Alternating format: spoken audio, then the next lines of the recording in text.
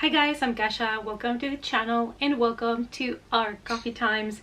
Today I am here to basically mention a couple of books that I have high expectations for. It's coffee time. So I have seen many people uploading videos about their 5-star predictions for 2021, and most people have been talking about at least 10 books.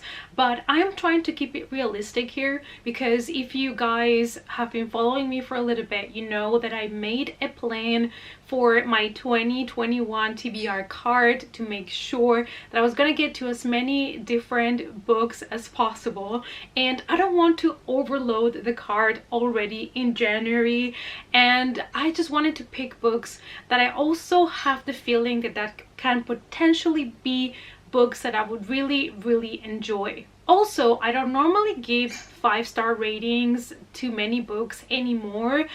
For me, books that are really good sometimes only get 4.5, and I am reserving that 5 for books that either I was unable to put them down, that I had so much fun with that I would reread them anytime, or books that were just so magnificent that there is no other rating I can give them. So I'm being a little bit more cautious, that's all I want to say, when I'm giving books a rating. So these books might not be per se 5 stars or 5 coffee mugs in this channel, but these are books that I have high expectations for and that I am expecting to give from 4 to 5 rating. Before we jump into those books, I'm only gonna mention 5, but if you love horror, if you love books and you're new here, please consider subscribing before you leave, and also hit the notification bell so you don't miss any more coffee times. The first one is a book by an author that you have seen me praise and talk about in this channel many times, and that is Home Before Dark by Riley Sager. So this is the book that was released in 2020, and I want to read it before his new release comes out this summer. I believe his new book is coming out in June, July of 2021, so I want to make sure to be completely caught up with his books. So this one I have really high expectations for. A lot of people that have been reading Riley Sager have been saying that this has been so far their favorite, and I'm like, better than Lock Every Door. If you don't know, Lock Every Door has been my favorite so far. Plus this book has a trope that I love, which is haunted houses or possible ghosts in houses, and I'm here for it. I am ready for it. That's one of the things that I really love about Riley Sager, is that his books, like his stories, are completely different one from another, and I absolutely love it that we're getting complete different scenarios and stories and characters. Yeah, it's part of why I love him so much. So in this story we follow Maggie. 25 years ago, she was living with her dad in this Victorian house, and he wrote a book about this house saying that, you know, there were ghosts in the house, and she always imagined that it was just for the book, you know, that it was completely bogus. But now she has inherited this house after her dad's passing, and she starts to question if the things that his dad wrote about the house are actually true. The next book is a book that I don't really know much about, and it was an out to buy for me, and again one that I picked up because I love the author's previous book, and that is The Starless C by Erin Morgenstern. And I am one of the people that absolutely loved The Night Circus. I know it is not for everybody. This type of slow magical realism is really not for everybody, but this book, all I know is that it has to do with secret doors to other worlds, libraries, somebody that finds a book in a library. I don't know. That's really all I know. I know it's super vague, but I just want to jump into the book without knowing way too much about it, as I actually did when I picked up The Night Circus. I actually found The Night Circus at a secondhand bookstore. I picked it up and I read it without really knowing much about it, and I fell in love with it. Now this book might really not be for everyone.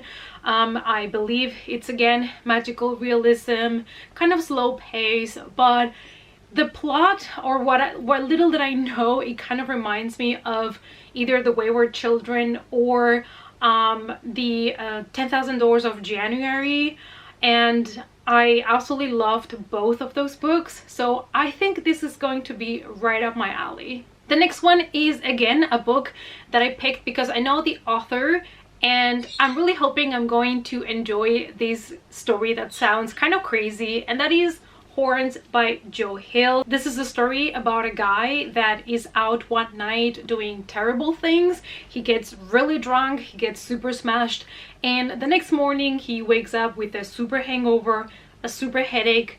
But then he looks in the mirror and he realizes that he also has horns in his head. At the beginning he's like, well, maybe I'm just still hallucinating from last night's party, but no, apparently something else happened that night. And I really want to get to this book, partly because I think this is going to be a wild ride of a story that I'm going to enjoy, but also I would like to do a book versus movie review because I still have not watched the movie in which Daniel Radcliffe plays the main character, because I wanted to read the book first. So I feel like this year it has to happen. The next book is by an author that I also know. Most of the books that I have chosen of potential 4 to 5 stars, or books that I have really high expectations for, are books that are written by authors that I already know, because I feel like I can judge better if I'm gonna enjoy these books or not based on the authors. And this is a Richard Lehman book, and that is The Cellar. So I have been informed this is one of his best books, and it is part of a series of books, this being book number 1. I don't know much about it. I know that it is about this house where tourists visit with their cam recorders and everything, and apparently it doesn't go really well for the people that visit this house.